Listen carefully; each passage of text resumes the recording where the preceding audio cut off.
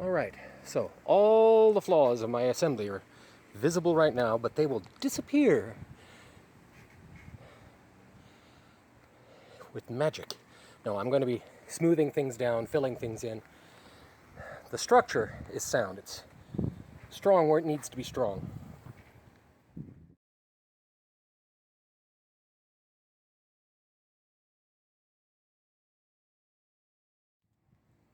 I haven't even finished building the workbench yet, and I already have to use it to build a platform for the next show. So now, this piece of red oak is cut to about 2 1/8 inches wide. That was what he showed on the plans. 8.5 inches long. And to get the angle that we need for the wedge, it has to be 8.5 inches long. Then up here, at what's going to be the top of the wedge, I made a mark at 7/8 inch from the edge. And here, there is a mark at 5/8 of an inch from this face. Then I just connect the dots. Okay.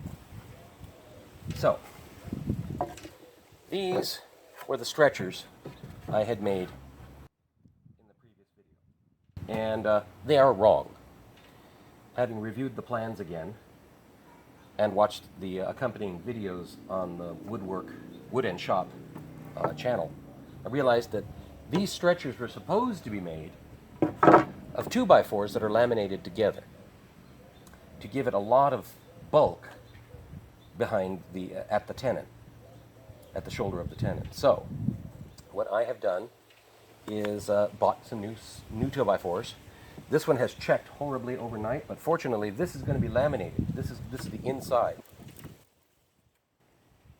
Anyway, what I'm going to do then is cut this off here and set this up in here so that I have a nice even sizing all the way around. This fits the mortises that I already cut. And the plans called for the mortise to be 3.5 inches high. Take the full 3.5 inch tenon, and I cut them at a different size. So I have to make sure that I've got this all nice and even here and here. I'll cut it off here, cut it down there and there. Then I'm going to take the wedge that I just made, set it in here, and I've set it back about 1/8 of an inch. Let me redraw that line because that's a little off.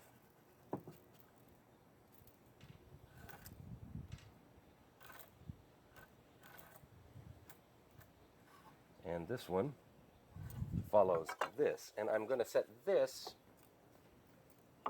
per the instructional video, at about 2 inches in from the end of the wedge. So it's set back so that the wedge does not bottom out against the mortise before snugging up the piece. And then I draw the front of the mortise here. And I'm going to do this on the other side.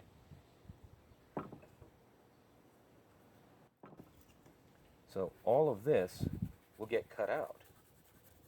And I will do that same thing on the other side, but of course book matched, and then laminate them together, and I don't have to worry about chopping out a mortise. I suddenly have the mortise that I need for this. I also have to sand this down to 3/8 of an inch. It's at 1/2 inch right now.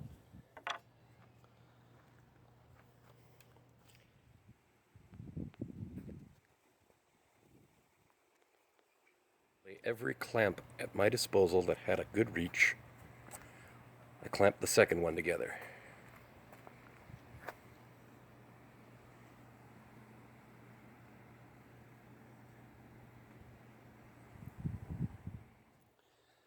I bandsawed this tenon down to this point. And now I'm cleaning up the rest of the cut.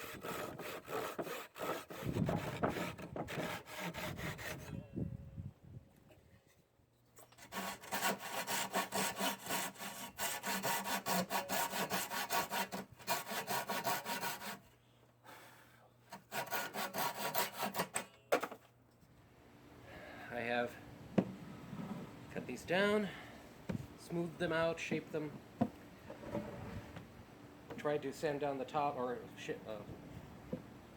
plane down the top. I'm going to have to hit that with the sander later, but right now I just want to see if I can get this thing assembled.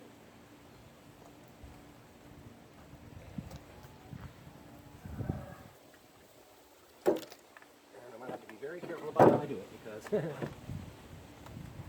nothing here is settled.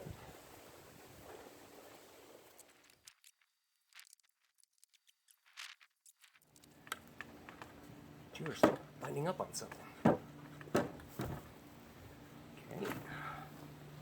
What are you binding on?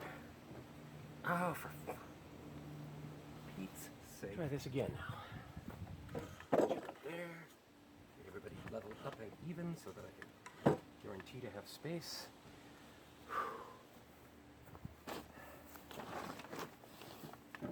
Flip you the right way round.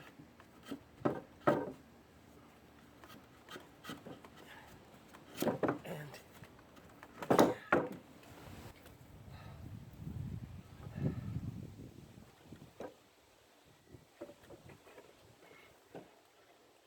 one of these days something has got to get easier. Of course, I would not be assembling this in the air.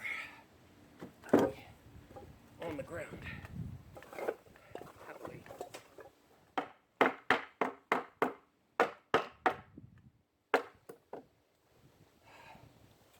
Okay. I only have 2 of these made right now. So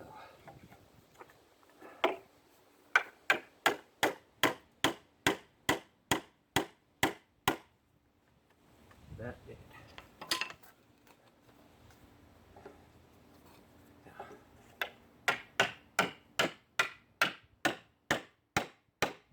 Things yet to do. I have to level off this top. I have to make tusks or keys for this side. And because I thought at one point I was going to have to do a draw bore, I cut these holes out and now I'm going to fill them. Don't know how, because I don't have a 3/4 plug cutter, 3/4 inch plug cutter, and I don't want to use dowels because the grain is running in the wrong direction. So I'll figure something out.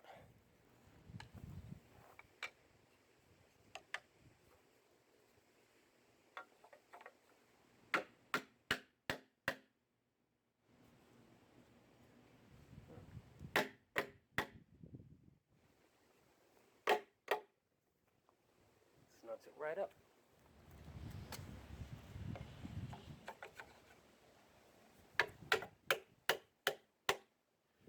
I might have made that one a little thin.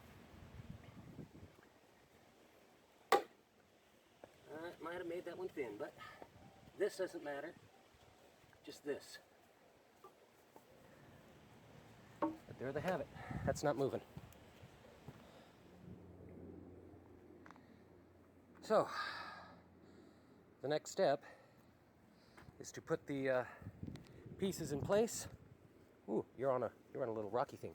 Put the pieces in place to draw out where these fall on the bottom side, and then decide where I'm going to be putting the pegs that these are going to fit into, or fit onto, to hold this thing in place.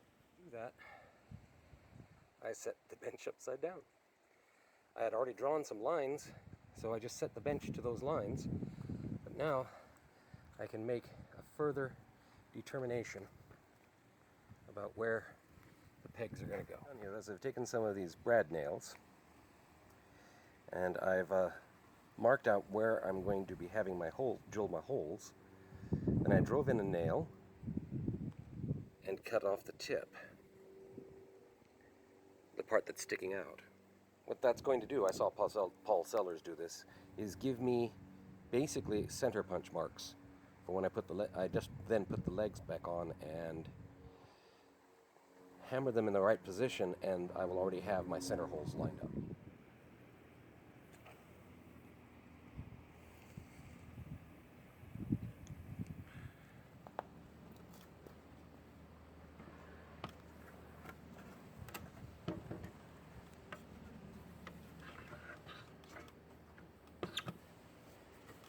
Okay, all right, there you are. they all go in.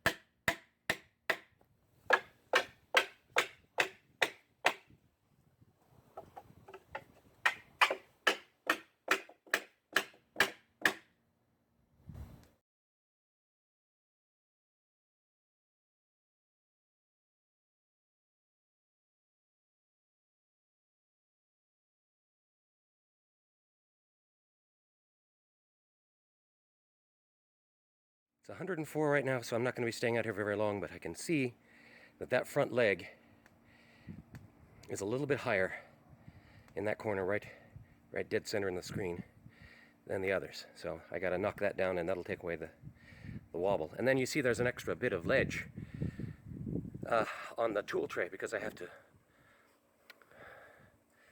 to shave that down to match the other piece, since it's slightly less than 3.5 inches high.